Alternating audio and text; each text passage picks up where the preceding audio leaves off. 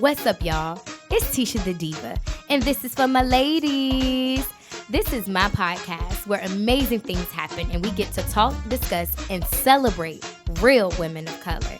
This is for my ladies is just for you. This podcast is a place where I get to highlight not only my life dreams and goals, but yours too. I believe I was called to create a platform for myself to express not only my thoughts, but those of other women that's unfiltered and untamed. I plan to talk and discuss topics that interest me and other women. I want my audience to be engaged and aware, so any topics, email them to me at tishadediva@gmail.com. Welcome back to another season and another episode of This is for my ladies.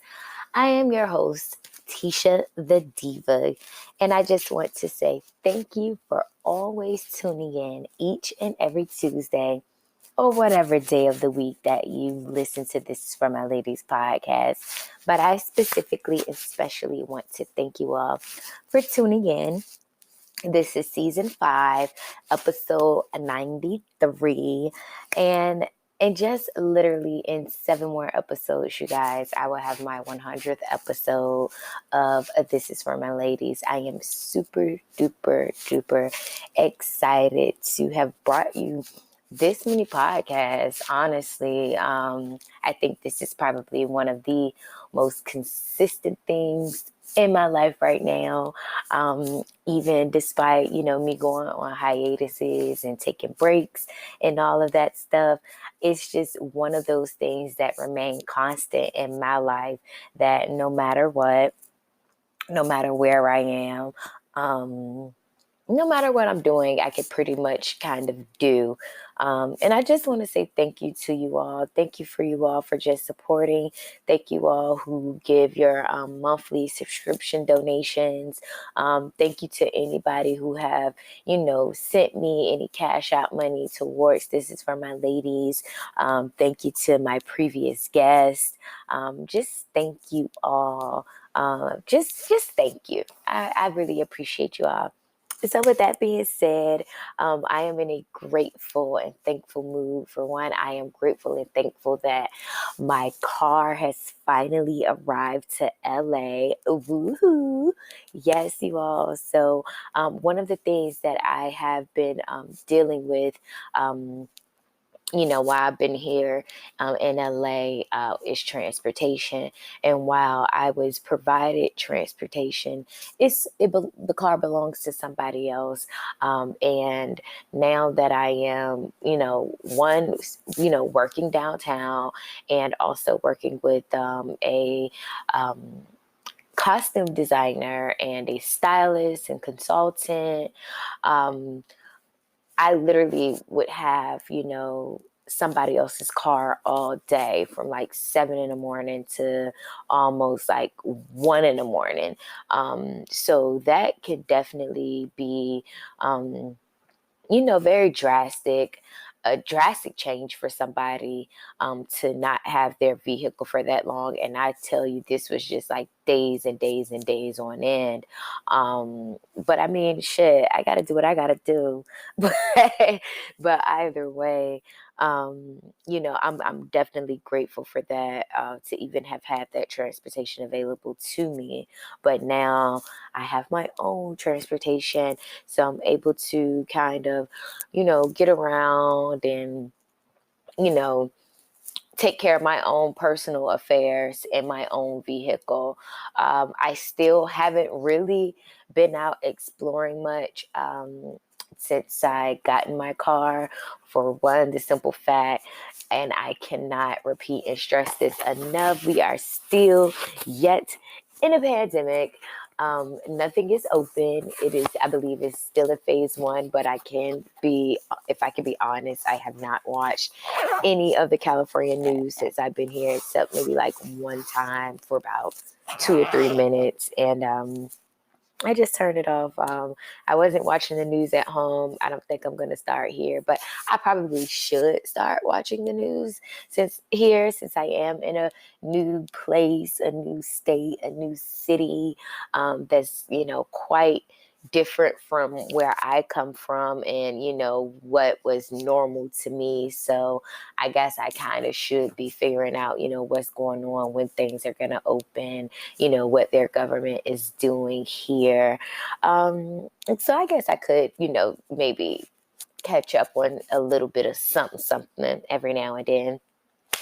But needless to say, I'm just extremely happy to have my car here. I did the switch. I made the switch. I called Geico. I mean, which I already had Geico anyway, but I called Geico and let them know that I was having my car transported from Virginia to from Virginia to California, and that pretty much what would the prices be? What would that look like? And y'all, when I tell you I called Geico like 4 times in a week because my issue was just not getting resolved. And one out of the 4 times that I called, one of those times I spent over an hour and 10 minutes on the phone. And you guys, that probably was one of the most patient that's the most patient I probably have been in a very, very long time. But one, I have to get this resolved. I had to get it taken care of. But pretty much there was like $150-something increase from changing from state to state. But again, I knew that it would be something. I just didn't know it was that much.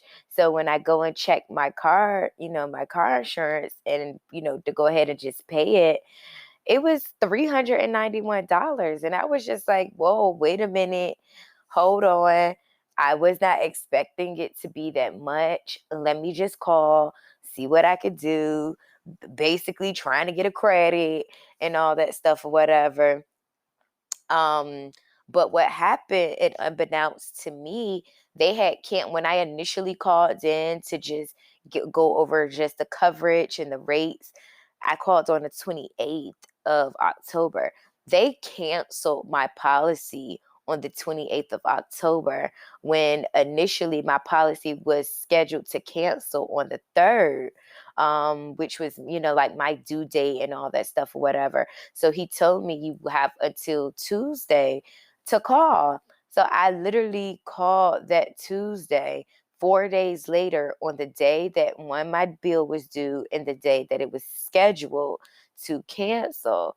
And, again, like I said, unbeknownst to me, I go and I check, after I called back on the 3rd and made the change. The guy told me to give it like 2 days and, I'll see what I will owe and just all that different stuff or whatever. So, I call, I get the email. My bill is $391, my initial bill. And then, it's $255. You guys, I have a horrible driving record. Like, I love driving, but I'm probably not the best driver. I'm getting better at it now that I'm out here in California. I just be taking my time, be trying to be on my phone, be trying to read text or surf the internet, or be trying to do it for the gram and record music videos and all of that stuff or whatever. Because again, I don't know where I'm at, and this place is huge and there's cars everywhere. So I just be trying to pay attention and just focus. But anyway, I called them to just see what's going on with this $391, yada, yada, yada. Again, I said I'm on hold for a whole hour. It's over an hour and 10 minutes, well over an hour and 10 minutes, only to have gotten off that phone call and still not completely satisfied, because I just still kind of felt like the lady just didn't know what was going on, didn't know what she was doing, kept like, I got a survey today, and before I did this podcast, I definitely took that survey and let Shorty Girl have it. But anyway, after getting off the phone with her, I checked my email the next day, and my bill was 300. No, not only no, it increased from 391 to $497, and it went from 255 to 280. literally on almost every single call when I speak to these people, I told them, do not change anything, leave everything the same. I don't want to make any changes. Whatever the California minimum is, put it at that. Just literally, I am vocally saying this. If they decided to pull the recordings, they can hear me say that. And I just felt like, the fourth time once I called back, because yesterday I definitely called back and I was not patient this time. I wasn't disrespectful, but I also felt like the lady, she just kept trying, like, talking over me. I'm the customer. And granted, I'm not calling you being disrespectful, but I have something to say and I'm letting you know what. She just kept telling me, well, your policy wasn't canceled. Well, how was it not canceled if my original due date was, usually on the 3rd of each month, and all of a sudden it's on the 29th of each month? Because it was canceled on the 28th. That's why. That's why. And then y'all tried to backdate it, like the day that I called in was the day that I made the switch. No, it wasn't. The day that I made the switch was on the 3rd, when my policy is supposed to. Anyway, besides all that, everything is squared away. My policy is no longer 255 or 280. It's 247. Like, yay me.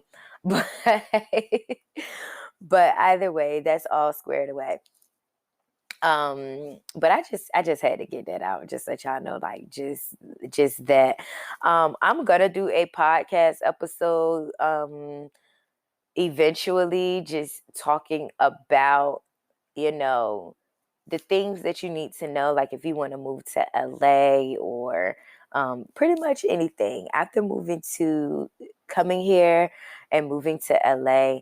I just think that it is so important for you to legit, almost anywhere, for real, anywhere that you want to go, like at least visit, before, and then.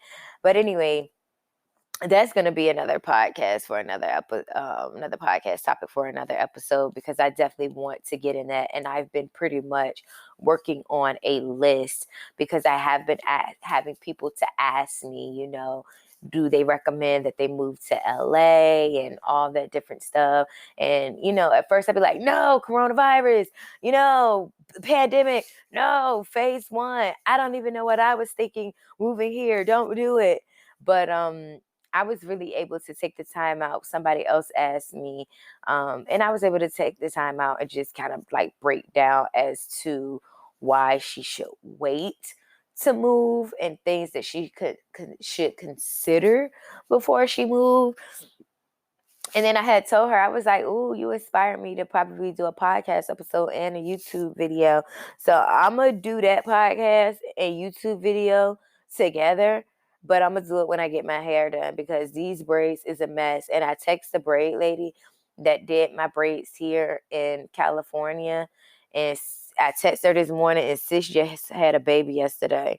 So I'm like, Lord, have mercy. What I'm going to do? I guess I'm going to have to get back on Facebook and find somebody to do my hair tomorrow, because I need it done ASAP.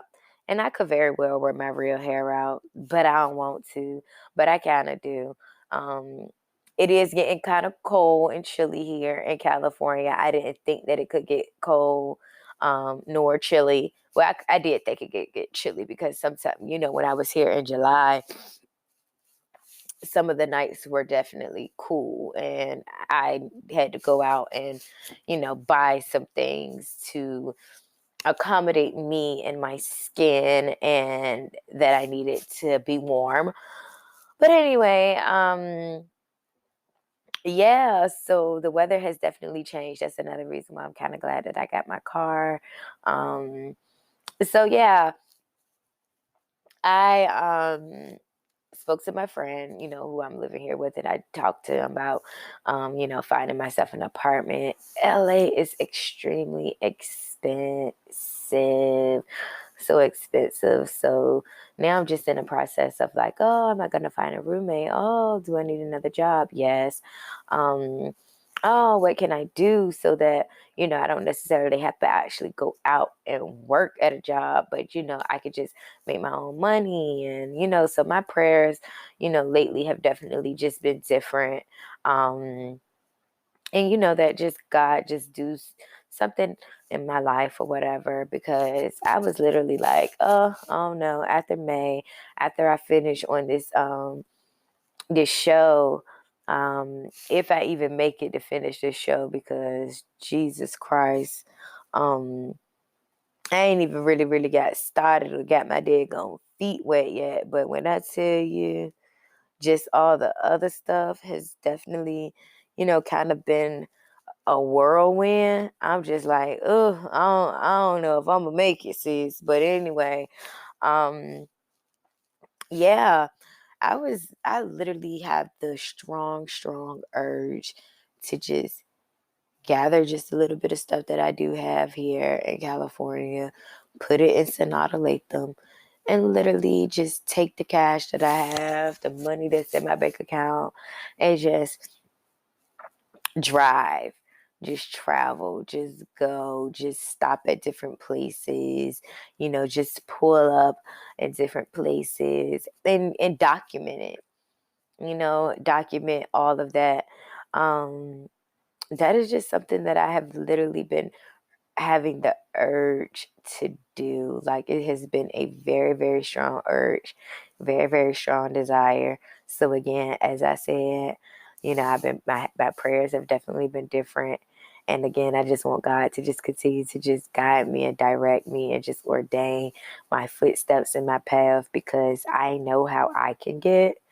I know that I'll probably, take a detour and kind of like go that direction or whatever. But again, every detour, every reroute always, it's, ultimately leads you to your final destination. So, that's how I see it, despite thereof or despite whatever, wherever path that you travel is going to always lead you to your final destination, whatever God has planned for you. So that's that. But anyway, you guys, I do want to let you all know that my sister on Facebook, Leash Davis, on Instagram, Locks, LOCSX, Leash, LISH, Blocks by Leash. My sister is partnering with a makeup artist. Shout out to Desiree Scott. So my sister, she does faux locks. So she is going to be doing a free 18-inch lock installation. Free 18-inch lock installation. And she's offering a makeup service. So Desiree will be doing your makeup once you get your hair finished. And my sister is opening that. It's completely confidential. And she is opening that to any deserving women. So if you feel like you're a woman that deserve it, or if you know a woman that deserves this special treatment, 'tis the season. Pass the information along. As I said, her Facebook is Leash, LISH Davis on Facebook. And again, is Locks by Leash, LOCSX LISH. So you can definitely hit her up, let her know that you're the woman, or you want to submit a woman, for this special treatment. It's the holiday time. We've had a rough year. Literally, we are in the 11th month of this year. We only have 1 month left of this incredibly chaotic, insane, unpredictable 2020.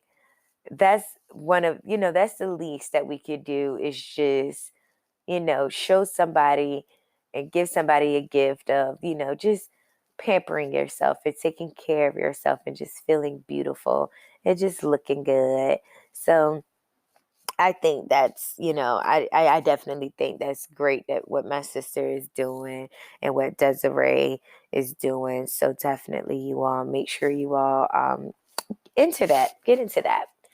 So speaking of getting into that, let's get into these elections, you guys. So congratulations to our, new 46th president, Joe Biden and Kamala Harris, our first Black Indian, Afro-Indian, and vice president. Um, Congratulations to them. If you have been following the elections, we all know that this probably has been one of the most egregious elections that has happened in a while. Trump wanted, them to stop counting votes because the mail-in ballots, I guess was taking too long. So, okay, so pretty much what happened was, and what Bernie Sanders, y'all know that's who I had voted for, but Bernie Sanders, he had went on to explain how Republicans show up to the actual poll ballots. Democrats vote mail-in. So Trump thought that Biden was cheating because he pretty much won in the actual polls, the people turning out to show up at the polls, but the mail-in ballots weren't counted yet. And I heard that in certain states, mail-in ballots cannot start being counted until the polls close. We have millions of Americans, thousands of Americans that have voted absentee mail-in ballots. I was one of them. So I know that they weren't able to count every single thing, all in one night. And as long as it's postmarked for the correct time before mail-in ballots are supposed to be submitted, that is still valid. That is still legal. And pretty much Trump is basically saying that he did not lose the election. They were cheating and all that stuff or whatever. But at this point, the Americans showed up. The Americans said who they want for president. And, people have been saying that they can be excited that Trump is out of the White House. Well, technically not completely out, but they can be excited that Trump lost the election and still also be upset that, Biden may still not be the best person, but that's that whole less of two evils crap that they be preaching about and all that stuff or whatever.